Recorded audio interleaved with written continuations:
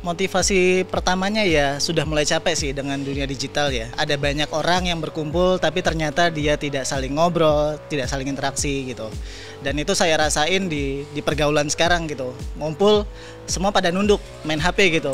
Pada awal memperkenalkan ini banyak banget stigma-stigma kayak kalau saya buka booth ya di pameran atau di mana, Mas ini apa Mas, ramalan kartu tarot ya. Stigma kedua tuh kadang kalau kita main atau ngumpul-ngumpul di dekat rumah gitu disangka orang judi karena bentuknya kartu, lagi-lagi kayak gitu. Padahal sebenarnya kan judi itu kan kontennya bukan tentang komponen kartu ya, tapi ada pertaruhan segala macam gitu. Jadi kalau nggak mencoba, nggak trial dan error, kita nggak tahu bisnisnya works apa nggak. Bisnis itu bukan tentang sebuah jalan yang autopilot ya, tapi memang harus dianalisa dan improve. Kalau dulu kan rasanya senang banget ya pas ngalahin orang, atau kalau orang terjebak dalam kotak-kotak yang sudah kita taruh properti gitu ya. Iya, terus bangkrut gitu. Bangkrut gitu. Ya. Sampai orang lain itu ngutang itu rasa bahagianya itu enak banget gitu.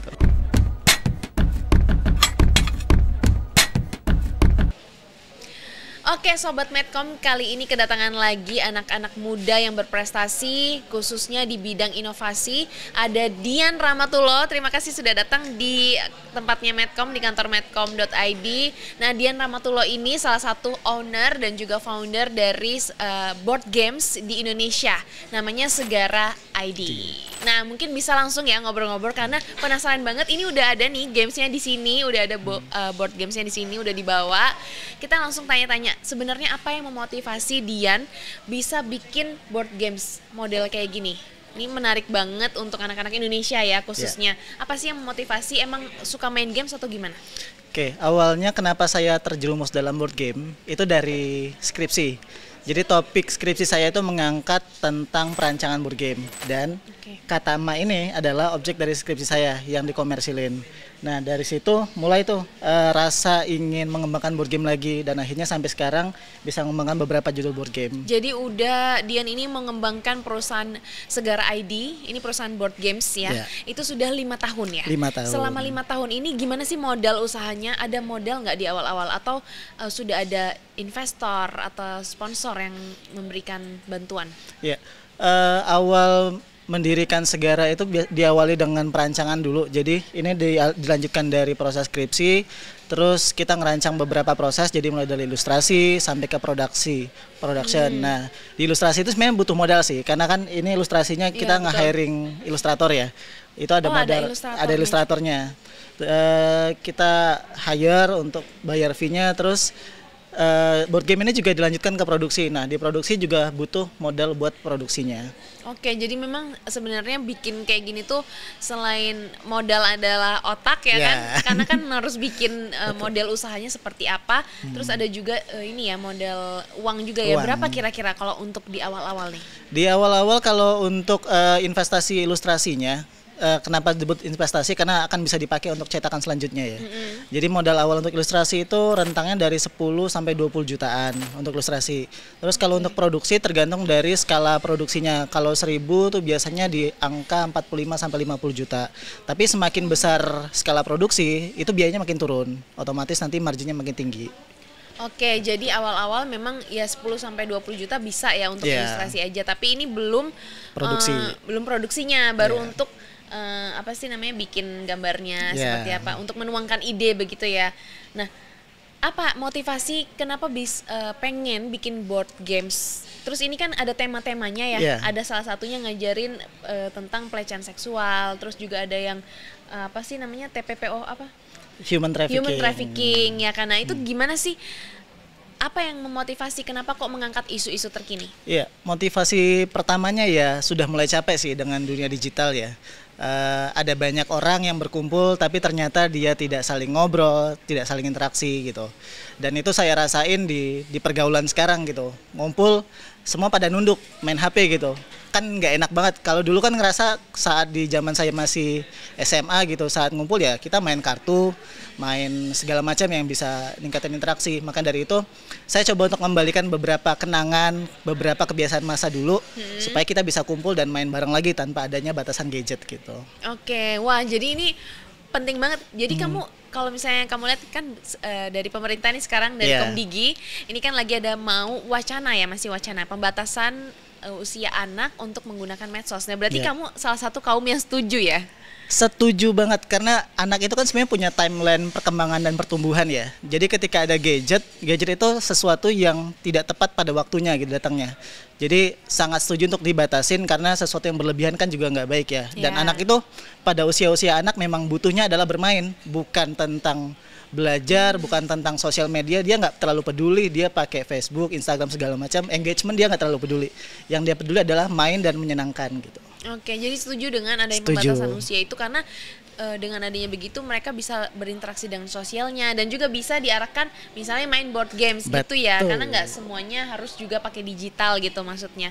Nah, ini kan menjadi salah satu tantangan juga. Selain itu, tantangan dalam membangun bisnis board games ini apa? Tantangannya itu adalah memperkenalkan ke masyarakat umum sih. Pada awal memperkenalkan ini banyak banget stigma-stigma, kayak kalau saya buka booth ya di pameran atau di mana, Mas ini apa Mas, ramalan kartu tarot ya? Sampai dibilang kayak gitu gitu loh. Apa salah persepsi dari Salah orang persepsi karena ya tadi komponennya kartu kan. Oke. Itu stigma pertama. Stigma kedua tuh kadang kalau kita main atau ngumpul-ngumpul di dekat rumah gitu disangka orang judi. Oh. Karena bentuknya kartu, lagi-lagi Iya, kayak iya, gitu. iya. Padahal sebenarnya kan judi itu kan kontennya bukan tentang komponen kartu ya, tapi ada pertaruhan segala macam gitu. Gitu sih. Oke, jadi mispersepsi dari masyarakat gitu ya, kalau Iya. udah berbau kartu itu pasti judi atau tarot gitu untuk Iya. ramalan gitu. Padahal sebenarnya ini Permainan. board games atau Iya. permainan yang sebenarnya mengedukasi gitu kan Betul. ya. Nah, kira-kira nih selama 5 tahun bisnis ini berjalan berarti dari 2019. 19. Nah, sudah cuan nggak? Cuannya Kalau- berapa nih kira-kira? Wah, kalau cuan sih udah cukup sih buat beli es, makan gitu banyak. Wah, merendah Iya. nih, merendah. Iya, sebenarnya cuan karena kita punya beberapa tipe bisnis model dalam Segara. Yang pertama itu kita B2C. B2C itu kita memproduksi game-game untuk dijual. Jadi kayak Katama ini udah terjual 7.000, kita jual dengan skema online, offline, dan retail gitu ya. Terus skema kedua, kita itu membuka jasa B2B. Jadi jika ada perusahaan atau NGO atau pemerintah yang pengen dibuatin kayak pengen dong dapat sebuah alat peraga atau alat untuk demonstrasi atau training gitu. Tolong dong dibuatin dengan media yang baru, kan bosan kayak video, ceramah gitu Oke. bosan. Pengennya kayak ya udah main. Nah, banyak tuh klien-klien yang kayak pengen dong dibuatin kayak game-game tentang sales management, training, human trafficking kayak gitu. Jadi bisa dibilang dengan kombinasi beberapa bisnis model itu kita cuan. Oke, jadi 5 tahun cuan ya dengan modal Iya. 10 sampai 20 juta sampai 40 juta mungkin. Iya. Ini bisa balik modal atau bahkan Sudah balik modal dari awal pertama terbit sih. berarti ini bisnis yang menjanjikan ya, Iya. apa teman-teman.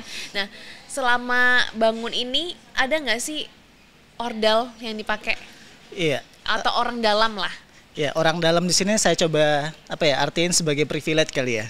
Iya, boleh, privilege-nya. Privilege itu ya banyak sih privilege, salah satunya kayak koneksi ya. Jadi semakin banyak saya mengenal orang, saya kenal ada relasi kayak ilustrator, game designer, asosiasi gitu. Atau bahkan sampai teman-teman percetakan tuh jadi salah satu privilege karena kalau kita banyak relasi ya akan banyak kemudahan di sana gitu. Kemudahan dalam arti untuk mempermudah bisnis kita ya. Kalau kita kenal tentang teman-teman dari percetakan bisa dapat harga yang lebih murah, Oke. produksi yang lebih bagus gitu. Itu salah satu ordal dalam proses bisnis saya. Terus ada banyak sih, kadang ada mentor, juga kadang ada kayak penasehat gitu ya. Maksudnya bisnismu mau dibawa ke arah mana, 1 tahun ke depan, 5 tahun ke depan itu mau dibawa kemana. Karena kan kita nggak, bisnis ini tuh nggak cuma tentang jualan ya. Kita pengen ada kontinuitas ke depannya mau apa Ya. lagi gitu. Oke, nah dalam waktu dekat nih project-project yang mau dilakukan atau dikerjakan oleh segara.id ini apa? Dalam waktu dekat, dalam tahun ini kita akan ngerilis 2 judul board game. Judul board game yang pertama itu Superfoods. Superfoods ini tuh game tentang makanan-makanan bergizi. Jadi kita pengen ngajarin anak-anak bahwa ini loh ada makanan-makanan bergizi, kumpulin, hati-hati tapi nanti ada kecoanya di situ. Jadi kita tetap harus Oke. makan bergizi dan higienis gitu. Wah, ini pas banget ya sama Iya. program pemerintah makan bergizi gratis. Iya. Ini pas banget. Jadi bisa buat mainan juga ya buat anak-anak. Jadi mungkin sebelum kita coba main modelnya, model board games yang ini tuh gimana sih model usahanya atau model bisnisnya? Mungkin teman-teman Medcom ini pengen tahu atau pengen join bisa nggak sih kalau Ya. misalnya pengen usaha board games ini? Ya, usaha board game sebenarnya vertikalnya banyak ya. Mulai dari jualan produk, kalau jualan produk berarti harus coba untuk ngedesain, terus ngeproduksi, terus nanti baru didistribusin baik itu jual sendiri atau ke retailer. Tapi kalau ternyata teman-teman memang punya keterbatasan dalam proses desain, sebenarnya ada banyak vertikal lain buat jualan board game kayak jadi importir atau enggak ngebuka cafe board game. Jadi punya space, punya bisnis F&B, ya udah tinggal masukin board game di situ. Oke. Ya udah bisa jadi bisnis board game juga gitu. Nah itu yang tadi aku bilang ya, Yeah. kalau yang aku tahu sih ada di Surabaya. Yeah. Itu waktu aku kuliah, jadi ada suatu kafe, mereka jual minuman tapi juga menyediakan board games gratis. Jadi Betul. orang yang di situ emang duduknya agak lama ya karena Yeah. bermain gitu. Cuman lebih berkualitas mungkin ya Betul. pertemuan teman-teman ini karena mereka saling berinteraksi. Nah kalau kakak sendiri nggak sekalian nih bikin board gamesnya, tapi juga bikin kafenya. Ada nggak rencana ke depannya? Rencananya ada, cuma satu persatu ya. Fokus untuk basic produk dulu di produk board gamenya. Kalau nanti ini udah sukses, sudah punya banyak judul, ya mungkin nanti akan ekspansi ke linear yang lain lagi. Oke, berarti project terdekat di Iya. tahun 2025 nih apa? Project terdekat ya nerbitin beberapa board game, mungkin nanti akan ada beberapa add-on kayak kita akan nambahin aplikasi, tapi aplikasi ini tujuannya untuk support board gamenya ya, bukan jadi tempat permainannya. Jadi kayak pengen jadi kita menghitung skor, terus jadi Oke. kayak proses engagement atau ngajarin rulebook, karena board game ini salah satu yang cukup capek itu adalah mengajarkan cara bermainnya. Nah kita pengen mempermudah itu dengan aplikasi gitu. Oke. Nah, sejauh ini selama 5 tahun sudah rilis berapa board games? Rilis judul? rilis masar itu baru satu yang judulnya Katama. Tapi Oke. rilis secara project itu sudah ada sekitar 5 sampai 10 project gitu. 5 sampai 10 project itu berarti bekerja sama Bekerja sama. stakeholder terkait Iya. ya. Baik dari pemerintah maupun NGO itu tadi. Betul. Kalau dari pemerintah biasanya apa? Pemerintah biasanya ngangkat isu-isu sosial sih, kayak tentang pelecehan seksual, bagaimana cara mencegah human trafficking. Terakhir kemarin itu tentang bagaimana cara ngajarin penyuluhan anti TBC gitu. Oke, bisa juga ya Bisa dituangkan. juga. Maksudnya digambarkan, direpresentasikan pakai games itu Betul, bisa ya? malah lebih gampang. Biasanya kalau penyuluhan gitu kan pakai poster, pakai video, ya sekali lewat udah langsung nggak berbekas. Tapi kalau game kita diajak untuk menjadi subjek aktif ya, ketika main game gitu. Ya udah akan inget dan nempel bahwa oh tadi aku main game, tujuannya apa, tadi aku ngebaca apa dan main apa gitu. Oke, nah kalau dari Segara ini melihat dari Dian sendiri, melihat perkembangan board games di Indonesia seperti apa? Kalau ngelihat ini ya trennya dalam 5 tahun ke belakang ini positif. Artinya trafficnya naik, industrinya naik, terus ekosistemnya juga tumbuh. Terlihat banyak sekali jualan-jualan board game yang ada di marketplace sekarang. Terus kafe-kafe board game di Indonesia juga sudah makin Iya. berkembang. Artinya ekosistemnya udah mulai terbangun gitu sih Kak. Oke, mulai berkembang itu berarti Segara.id ini punya kompetitor atau gimana? Untuk awal-awal industri kita nggak anggap kompetitor, itu kita anggap teman. Oke, dianggap teman, Teman, ya, karena teman kita butuh seperjuangan. butuh untuk menumbuhkan industrinya bareng-bareng. Oke, kalau sekarang udah komersil atau belum? Maksudnya udah berkembang pesat atau menjamur atau malah ya tetap harus saling support supaya tetap hidup nih gitu? Iya, tetap saling support sih, karena ya tadi publisher 1 dengan publisher 2 itu akan saling memberikan info. Di sini ada potensi, di sini ada pameran, di sini ada event gitu. Kita bareng-bareng join di situ. Pernah ikut expo atau acara, Sering. apa tuh salah satunya? Salah satunya yang diadain kemarin di Backcraft ya, itu Game Prime. Game Prime itu jadi kayak lebarannya anak game lah. Jadi ada game digital sama board game di situ. Semua orang ngumpul, visitornya sampai ribuan gitu. Itu banyak. Nah kemarin kan Dian ini kan juga salah satu, atau Segara.id ini kan Iya. juga salah satu yang diundang ya ke Juragan Zaman Now. Nah mungkin bisa diceritain itu gimana pengalamannya di sana? Iya, kemarin alhamdulillahnya dapat kesempatan untuk bisa mengikuti proses di JJN ya, dan pengalamannya sangat menyenangkan dan bahkan bisa mengubah visi kita menjadi lebih baik. Di situ kita dapat mentoring mulai dari bagaimana cara nge-build up bisnis kita, terus bagaimana cara mengelola keuangan, sampai kita juga kan bertemu dengan panelis ya, kita juga dapat perspektif, oh kalau investor tuh cara ketemunya kayak gini, cara buat pitching decknya kayak gini. Kita dapat banyak banget insight di situ. Dapat ilmu berarti ya. Tapi Iya. ada rencana nih ke depannya untuk pitching ke beberapa investor. Rencana iya, karena tadi kita butuh speed up bisnisnya, jadi kita butuh tambahan bensin untuk mempercepat prosesnya. Oke, butuh suntikan dana. Oke, ini boleh nih buat investor yang lagi menonton ini mungkin bisa ya. Iya. Nah, dari tadi kan Dian kan nyebutin kata emak ini kan yang pertama kali launching ya 2019. Ini sebenarnya gamesnya tentang apa sih? Mungkin bisa dijelasin. Iya, ini tentang ceritanya kita berperan sebagai seorang anak yang disuruh emaknya buat berbelanja ke warung. Jadi dulu pas kecil pasti kita disuruh, Betul. nah beli telur, beli terigu, Beli sekarang, minyak ya beli di warung minyak, depan gitu. Nah ini gamenya itu, jadi kita cepet-cepetan untuk ngumpulin ada kangkung, kerupuk, telur, ikan, daging, sama tempe. Oke. Nah kita ngumpulin itu. Kita ngumpulin kartunya. Ya kita ngumpulin Terus? kartunya. Cara ngumpulinnya adalah nanti kita buka-buka kartu. Terus nanti ketika apa yang kita sebut sama dengan kartu keluar, kita cepet-cepetan untuk nepok. Tapi harus fokus karena yang ditepok itu adalah belanjaan-belanjaan yang segar, yang warnanya cerah. Tapi nggak boleh yang belanjaannya busuk, yang warnanya redup kayak gini. Karena kata Mak kita disuruh untuk belanja yang segar, bukan yang busuk. Oh, Gitu. oke. Coba bisa nggak ya? Kita mainin sebentar. Boleh. Coba nih. Gimana cara mainnya? Coba taruh di sini ya. Ya. Nah, ini kita mundurin sedikit. Oke. Sedikit lagi. Oke. Ini kayaknya seru deh. Ini kayak permainan tepok nyamuk nggak Betul, sih? kayak tepok nyamuk. Tepok nyamuk ya.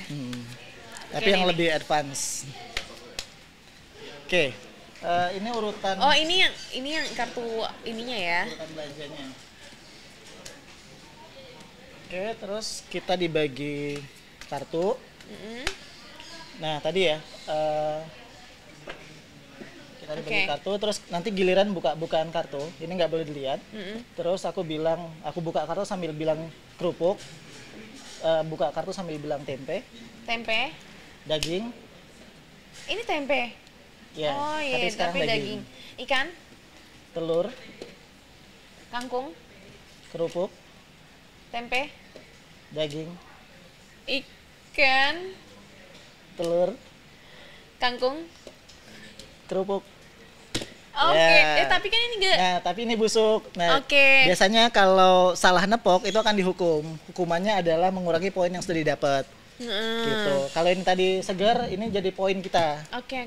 Gitu. Nah, ini berarti tadi kita harus samain ya. Misalnya itu ada urutannya nih, kerupuk, tempe, kemudian daging, ikan, telur, kangkung. Nah, Iya. pada saat kita buka kartunya disamain nih dengan kartu yang keluar. Kalau Betul. misalnya warnanya cerah dipukul. Ya, Tapi kalau ini kan tadi Busuk. Dian mukul yang kerupuk yang busuk, berarti jangan. Ini berarti Ya. mengurangi poin gitu ya cara Betul. mainnya. Oke, ini asik banget sebenarnya kalau rame-rame. Iya Rame-rame. Biasanya chaos, saling tumpuk-tumpukan Iya tangan, bener, saling tepukan tangan gitu. Pokoknya satu nepok semuanya nepok gitu Iya. ya. Iya seru. Ini terinspirasinya dari mana? Dari pengalaman masa kecil sih, memang disuruh oleh ibu buat belanja ke warung dan fun fact-nya cover ini mama ini adalah ibu saya sendiri. Yang rambutnya Iya. kribo gini, Iya. Kribo ya, apa sih keriting gini Keriting, ya? ya. Ini mamanya Dian Iya. sendiri. Oh my god, lucu banget. Jadi ini bisa diilustrasikan seperti ini jadi Iya. lucu ya. Bahkan di seri selanjutnya, ini ada yang sambelina juga. Ini Ilustrasinya dari sama mama kamu. juga. Oke, ya ampun lucu banget. Kalau yang sambelina ini apa? Tentang apa? Ini tentang jenis-jenis sambal di Indonesia. Hmm. Kita coba untuk kenalin. Jadi kita ngekoleksi banyak sambal di Indonesia. Jadi kayak ada sambal udang, sambal mata, sambal mangga gitu. Oke, jadi ini memberi pengetahuan juga kepada anak-anak anak-anak Gen Z mungkin yang nggak tahu makanan Indonesia tuh kayak apa sih, karena seringnya makanan fast food mungkin ya.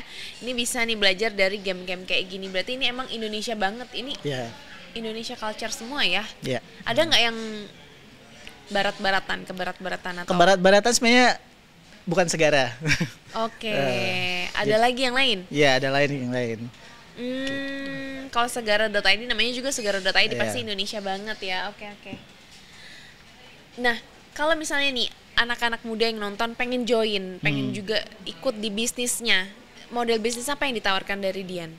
Iya, yang pertama bisa menjadi reseller. Jadi kalau punya jaringan, misalnya jaringan sekolah atau jaringan kayak komunitas main gitu. Itu Iya. bisa jadi reseller untuk dapat persentase penjualan. Oh, Gitu. oke.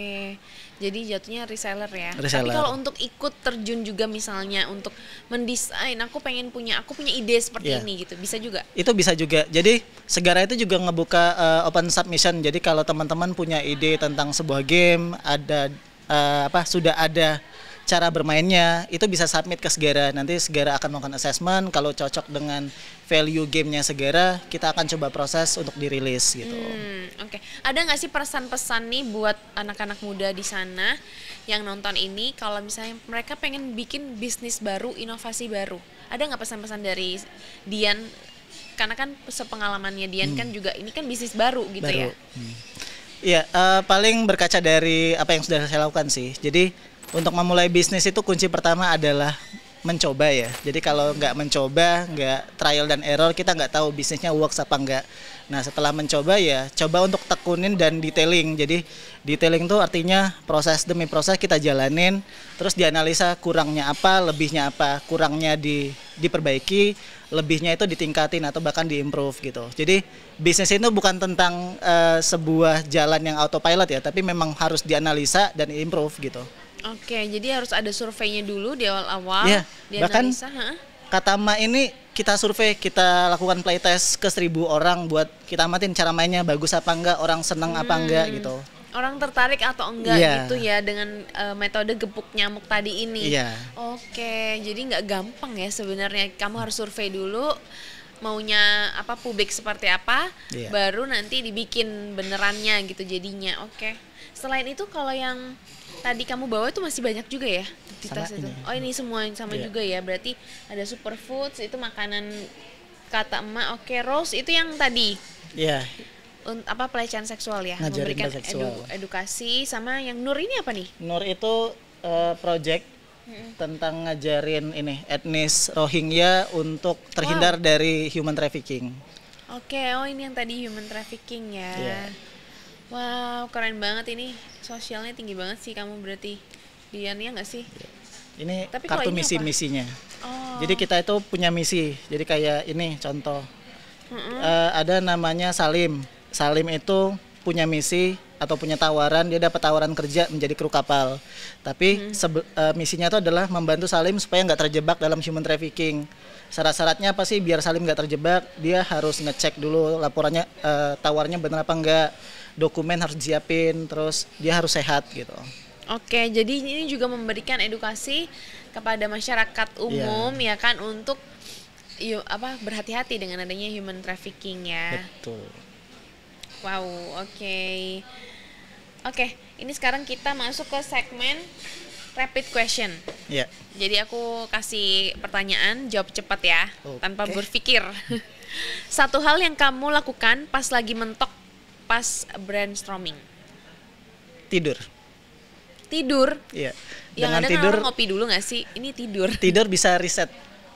Setelah reset jadinya refresh lagi. Oke, ini apa ya, kunci ya? Iya. Apa tips and triknya? Tidur dulu. Kenapa? Kalau misalnya orang nggak bisa tidur gimana?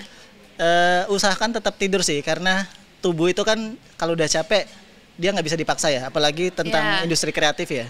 Jadi Oke. butuh pikiran yang jernih. Jadi tidur itu adalah kunci segalanya ya. Tidur buat yang cukup ya, bukan? Tidur yang cukup. Oke. Tidur siang boleh lah ya. Iya. Sebutkan satu game board di masa kecil yang legend menurut kamu.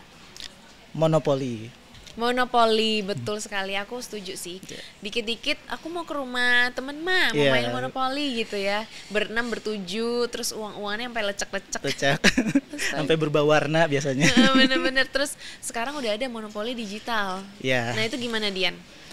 Ya sebenarnya secara mekanisme permainannya masih sama sih, kayak roll dadu, terus move, terus bisa menang di Ya. angka 100 gitu. Cuma lagi-lagi interaksinya sih yang kurang karena dibatasin layar. Kita nggak tahu nih. Kalau dulu kan rasanya senang banget ya pas ngalahin orang, atau kalau orang terjebak dalam kotak-kotak yang sudah kita taruh properti gitu ya. Iya, terus bangkrut gitu. sampai Bangkrut minus gitu. Ya. Sampai orang lain itu ngutang itu rasa bahagianya itu enak banget gitu. Kalau Iya. di HP kayaknya rasanya kurang gitu.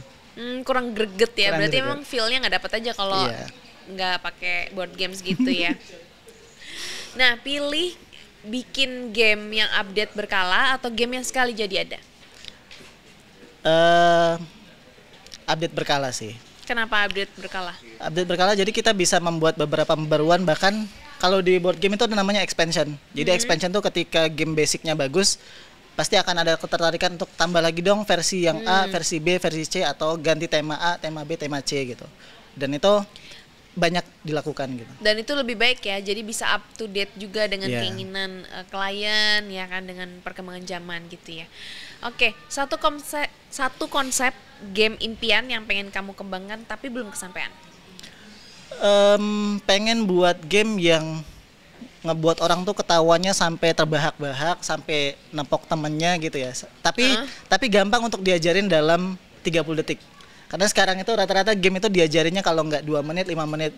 Kenapa? Oke. Concern banget dengan cara ngajarin. Biasanya orang baru yang nggak kenal board game tuh kalau diajarin cara itu udah pasti nguap gitu, ngantuk gitu. Nah, itu Kayaknya ya. aku baru ngantuk. Itu yang pengen kita coba kejar gitu.